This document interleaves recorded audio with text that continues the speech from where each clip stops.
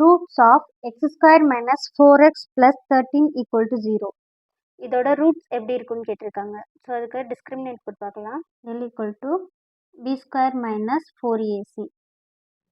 இதில் பி என்னன்னா -4, ஏ வந்து 1, இதோட கோஎஃபிஷியன்ட் லீடிங் கோஎஃபிஷியன்டோட எக்ஸ் ஸ்கொயரோட கோஎஃபிஷியன்ட் 1, கான்ஸ்டன்ட் டேர்ம் தான் சி. இப்போ பி ஸ்கொயர் 4 ஸ்கொயர் வந்து 60 -4 ஸ்கொயர் வந்து 16 -4 இன்ட்டு 13 இன்ட்டு 1 13 தான். அப்போ 16 -4 13s are 12, 1 carry on, 1 4 4 5. 52 -16 என்ன வரும்னா 12 6 போச்சுன்னா 6, 4 1 போச்சுன்னா 3, 36 -36. அப்போ இது வந்து கிரேட்டர் தென் 0, 0 விட சின்னதாக இருக்குது, லெஸ் தென் 0. அப்போ இதோட ரூட்ஸ் எப்படி இருக்கும்னா நம்மளுக்கு காம்ப்ளெக்ஸ் கான்ஜுகேட், காம்ப்ளெக்ஸாக இருக்கும். நெகட்டிவ்ல இருக்கனால காம்ப்ளெக்ஸ் ரூட்டாக தான் நம்மளுக்கு கிடைக்கும். Second question, if roots of quadratic equation x square plus px plus q equal to 0 are reciprocal of each other, then அதோட ரெசிப்ரோக்கல் எப்படி இருக்குன்னு கேட்டிருக்காங்க. இப்போ இதோட ரூட் வந்து இப்போ ஆல்ஃபான்னு எடுத்துக்கிறேன்னு வச்சுக்கோங்க. இன்னொரு ரூட் எப்படி இருக்கும்னா அதோட ரெசிப்ரோக்கல் 1/α. நம்மளுக்கு அப்போ இந்த கொடுத்துருக்கிறது 4ல் எது கரெக்டுன்னு கேட்டிருக்காங்க. இப்போ இந்த க்யூன்றது என்னதுன்னா product of roots, product of ரூட்ஸ்ன்னு சொல்லுவோம், ரூட்டோட ப்ராடக்ட்.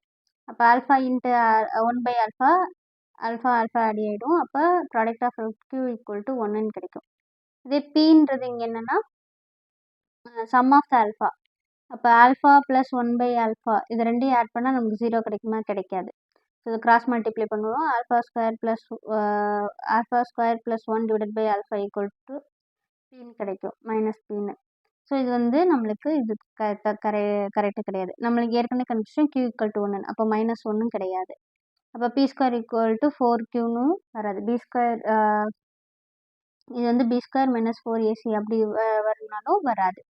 அப்போ நம்மளுக்கு கரெக்ட் வந்து என்னது q ஈக்குவல் டு 1. ப்ராடக்ட் வந்து என்னது alpha plus alpha into 1/α equal to q equal to 1. அதுதான் கரெக்ட் ஆன்சர். நெக்ஸ்ட் தேர்ட் கொஸ்டினோட ஆன்சர்.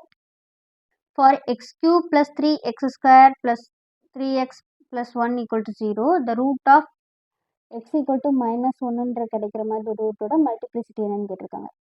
ஸோ இது வந்து இதோட ஷார்ட் ஃபார்ம் எப்படி எழுதினோம்னா x + 1 the whole cube brief பண்ணி எழுதுனா தான் நமக்கு என்ன கிடைக்கும், x³ + 3x² + 3x + 1ன்னு கிடைக்கும். ஸோ நம்ம ஃபேக்டராக x + 1 எழுதுவோம். அதை ரூட்டை எப்படி எழுதுங்களா, இதோட x ஈக்குவல் டு -1, x + 1ன்னா அதோட ரூட் எப்படி இருக்கும், x ஈக்குவல் டு -1.